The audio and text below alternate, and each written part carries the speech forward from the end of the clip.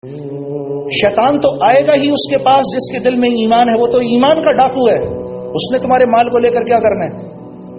اب وہ مسلمانوں کے پاس آتا ہے اور مسلمانوں سے کبائر کرواتا ہے، کبیرہ گناہ کرواتا ہے۔ اس نے اللہ سے وعدہ کیا تھا ان سب کو جہنم میں لے کے جاؤں گا، تو اس کی یہ خواہش ہوتی ہے کہ ان سے کبیرہ گناہ کرواؤں اور اتنا غافل رکھوں کہ یہ استغفار کہیں نہ پڑھ لے، یہ معافی نہ مانگ لے کہیں کبیرہ اپنے گناہوں سے، کیونکہ معافی مانگے گا اللہ فوراً معاف کر دے گا اس کو۔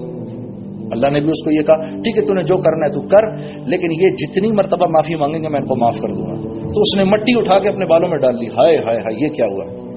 بیکاز ہی تھاٹ میں نے ایک نافرمانی کی، میں جہنم سے نکالا گیا، یہ 60-70 سال کے لیے تو کم از کم آئیں گے ہی نا، ایک نافرمانی تو میں بھی کروا لوں گا ان سے، سب ہم جائیں گے ایک ساتھ ہی۔ تو اللہ پاک نے کہا نہیں، جتنی بار معافی مانگیں گے میں ان کو معاف کر دوں گا۔ اللہ آپ کا آنا قبول کرے۔ ایک مرتبہ پھر بھائی سب دوستوں سے دل کی گہرائی سے آپ کا شکریہ بھی، آپ نے مجھے موقع دیا میں یہاں آ کر آپ سے بات کروں۔ اللہ پاک ہم سب کو مرنے سے پہلے میرے دوستوں ایسے آثار بنانے کی توفیق دے، ہم جب یہاں سے جائیں تو ہماری قبر روشن ہو، ہم اس دنیا میں آئے ہی ایک شاندار موت بنانے کے لیے، ہم اس دنیا میں آئے ہی جنت میں جانے کے لیے، ہم تو یہاں کی مخلوق ہی نہیں ہے۔ میں ایک مرتبہ میری بیگم نے میرے سے پوچھ لیا یہ مردوں کو کیا پرابلم ہے، یہ کیوں دیکھتے ہیں دوسری عورت کی طرف؟ میں نے کہا اس لیے کیونکہ ہم جنت کی مخلوق ہیں، ایک عورت سے ہمارا گزارا نہیں ہے یار، کیا کریں ہم تو جنت کی مخلوق ہیں بھائی۔ ایسے دیکھو نا ہنس رہے ہیں، یہ بھی، یہ دونوں بھی ہنس رہے ہیں۔ ارے ہم جنت کی مخلوق ہیں بھائی، ہم اس دنیا کی ہیں ہی نہیں، یہاں تو وقت گزارنا ہے خاموشی سے حکم مان کے، جیسے بڑے کہہ رہے ہیں چلتے چلتے چلتے چلتے چلتے چلتے یہاں تک کہ موت آئے اور اسرائیل آئیں اور کہیں اے نیک روح چل اب اپنے اللہ کی طرف، واہ پیسے وصول ہو گئے۔ ہاں یہ ہے، یہ شوق ہوا کرتا تھا صحابہ کو، اسی لیے تو دنیا پیروں میں پڑی رہتی تھی۔ جب دنیا کے پیچھے بھاگو گے یہ ہاتھ نہیں لگے گی، یہ ہاتھ نہیں لگے گی۔ اے دنیا جو تیرے پیچھے بھاگے اس کو دوڑا دوڑا دوڑا، جو تجھے چھوڑ کے بھاگے اس کے پیر کی جوتی بن جا، یہ اللہ کا حکم ہے دنیا کو۔ ہاں میرے دوست ایمان اس لیے ضروری ہے، ورنہ ایمان کے بغیر یہ دل کی آنکھ نہیں کھلتی۔ اور ہم نے کہاں سے دیکھنا ہے؟ یہاں سے دیکھنا ہے، یہاں سے دیکھنا ہے، کہاں سے دیکھنا ہے؟ دل سے دیکھنا ہے۔ یہ آنکھ تو جھوٹ دکھاتی ہے، یہ تو دکھا رہی ہے وہ دیکھو زمین اور آسمان مل رہے ہیں، تو مل رہے ہیں کیا؟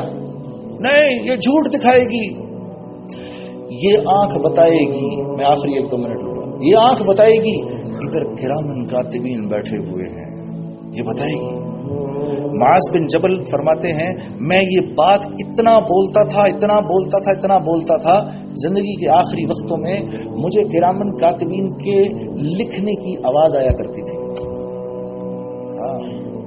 حضرت علی کرم اللہ وجہ فرما رہے ہیں میں نے جنت دوزخ اتنی بولی اتنی سنی، اللہ کی قسم آج جنت اور دوزخ کو میرے سامنے لا کر کھڑا کر دو گے، نہ میرے ایمان میں اتنی سی کمی ہوگی نہ اتنا سا اضافہ ہوگا۔ وَلِلَّهِ الْعِزَّةُ وَلِرَسُولِهِ وَلِلْمُؤْمِنِينَ وَلَكِنَّ الْمُنَافِقِينَ لَا يَعْلَمُونَ۔ اس آیت کی تفسیر ہے عزت تو اللہ کے ہاتھ میں ہے۔ عزت کس کے ہاتھ میں ہے؟ عزت تو اللہ کے ہاتھ میں ہے، یہ محمد صلی اللہ علیہ وسلم کے ذریعے مومنین تک آتی ہے، اور نافرمانوں کو اس کا کوئی حصہ نہیں ملتا، کوئی حصہ نہیں ملتا۔ مجھے بڑے لوگ کہتے ہیں آپ نے میوزک چھوڑ دی، آپ یار کیا زندگی تھی، بڑی قربانی دی آپ نے۔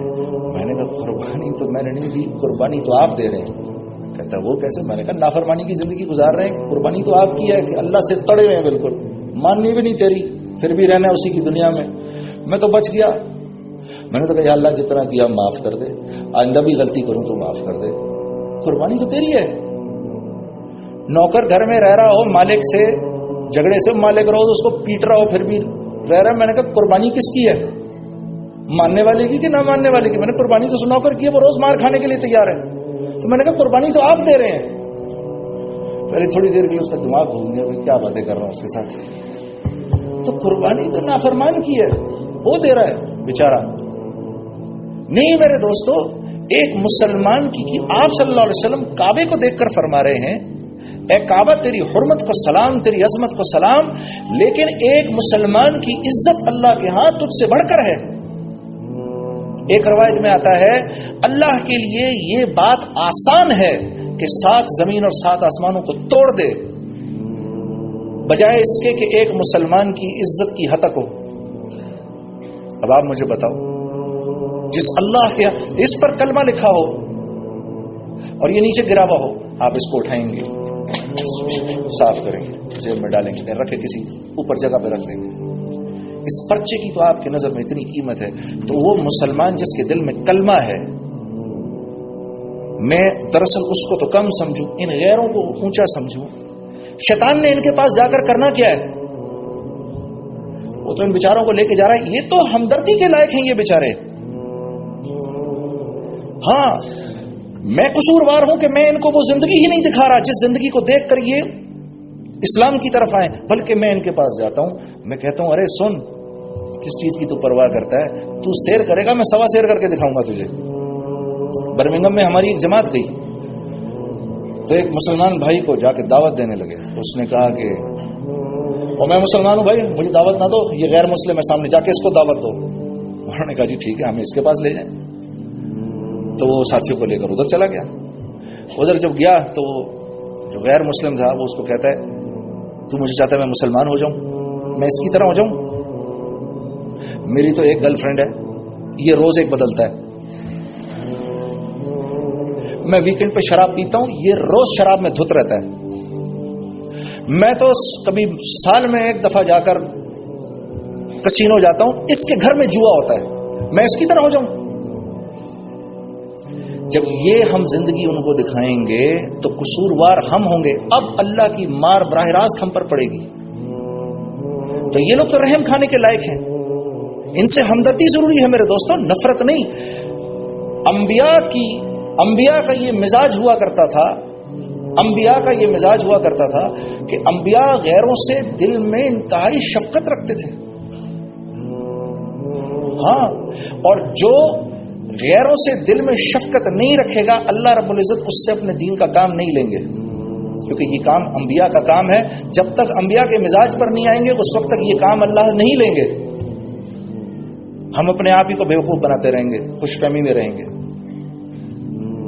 لیکن یہ ہم سے بہتر ہو گئے، یہ آپ اور میں پھر محمد صلی اللہ علیہ وسلم کو کیا شکل دکھائیں گے؟ یا رسول اللہ، آپ کے کلمے کی تو ہماری نظر میں کوئی قیمت ہی نہیں تھی. یہ اکثر یہ جملہ کہہ دیتے ہیں. یہ بھی خطرناک جملہ ہے.